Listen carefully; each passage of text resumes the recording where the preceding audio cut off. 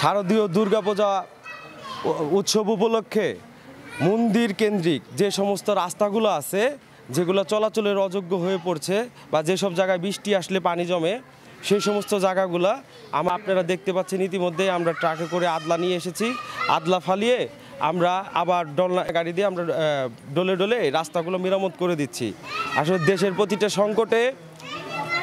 প্রতিটা সংকটে এবং ক্রান্তিকালে যেমন বিএনপি মানুষের পাশে এবং রাষ্ট্রের তরে ঝাঁপিয়ে পড়েছিল, আজও বলবো যে আমাদের জেলা বিএনপির আহ্বায়ক সেই অনুধাবন থেকেই আপনার ঈদে যেমন আমরা প্রত্যেকটা মুসলমান যেমন ঈদের মধ্যে যে আনন্দ উৎসব করে, তেমনি এই পূজা উৎসবকে, শারদীয় দুর্গাপূজা উৎসবকে কেন্দ্র করে তারা যেন সুন্দরভাবে তাদের পূজা উদযাপন করতে পারে এবং কি আনন্দ করতে পারে, সেই লক্ষ্যে আফরোজা খান রিতা আপা আমাদের এই সমস্ত রাস্তাগুলো সংস্কার করার জন্য মানিকগঞ্জ জেলা ছাত্রদলকে নির্দেশ দিয়েছেন।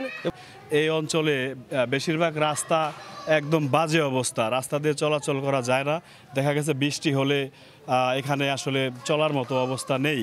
যে পর্যন্ত এই আশেপাশের রাস্তাগুলো ঠিক না হবে সে পর্যন্ত আমরা ইনশাল্লাহ এই কাজ অব্যাহত রাখব।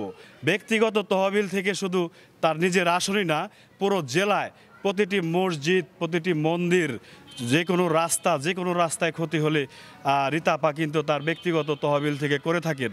এই যে কিছুদিন আগে আমাদের যে স্টেডিয়ামটি ছিল একদম অকেজো অবস্থায় ছিল, ছেলেমেয়েরা খেলতে পারছিল না, সেটাও কিন্তু আপা ব্যক্তিগতভাবে এটি করে দিয়েছেন। সকল জেলায় যতগুলো মন্দির আছে প্রত্যেকটি মন্দিরে আমাদের বিএনপির সকল অঙ্গ ও সহযোগী সংগঠনের সকল নেতাকর্মী সবসময় একটা নিরাপত্তা বেষ্টনী করে সবসময় প্রতিটি মন্দিরে আমরা উপস্থিত থাকবো ইনশাল্লাহ।